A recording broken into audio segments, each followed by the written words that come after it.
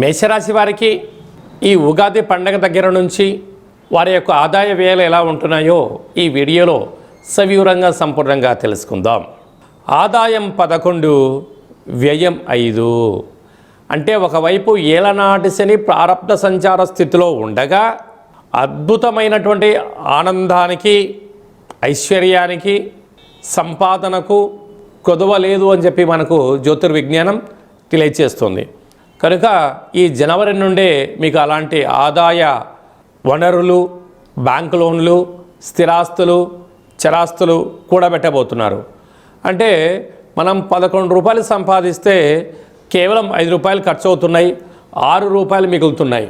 కనుక స్థిరాస్తులు, చరాస్తులు, వాహనాలు, బంగారాభరణాలు, క్రయ విక్రయాలు యోగదాయకంగా ఉండే పరిస్థితి ఉంటుంది.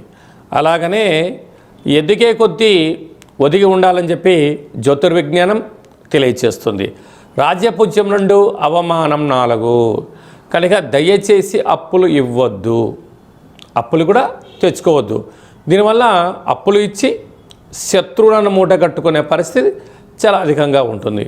కనుక ఈ ఆంగ్ల సంవత్సరం నుండి మరియు ఉగాది పండుగ నుంచి మీ జీవితంలో ఎనలేనటువంటి మంచి మార్పులు రాబోతున్నాయి.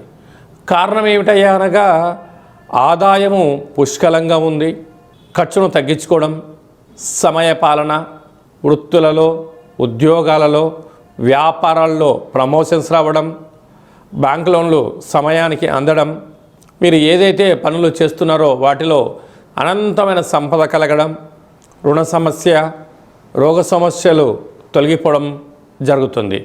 కనుక మీరు ఎన్నో సంవత్సరాలుగా ఎదురు చూస్తూ ఉన్నారు.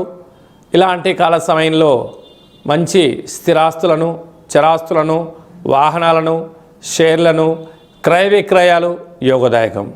సాఫ్ట్వేర్ రంగంలో ఉండబడిన వారు, హార్డ్వేర్ రంగంలో ఉండబడిన వారు, వ్యవసాయ సోదరీమణులు, గృహ భవన నిర్మాణ కార్యక్రమం చేసేటువంటి వారు, డాక్టర్లు, ఆహార ఉత్పత్తులు, సంపూర్ణమైనటువంటి మెకానికల్ రంగంలో ఉండబడిన వారు, అదే కాకుండా రాజకీయ క్షేత్రంలో ఉండబడిన వారందరికీ కూడా ఈ యొక్క ఆంగ్ల సంవత్సరము చాలా బంగారు భవిష్యత్తు రోజులు ఉన్నాయని చెప్పి గమనించగలగాలి.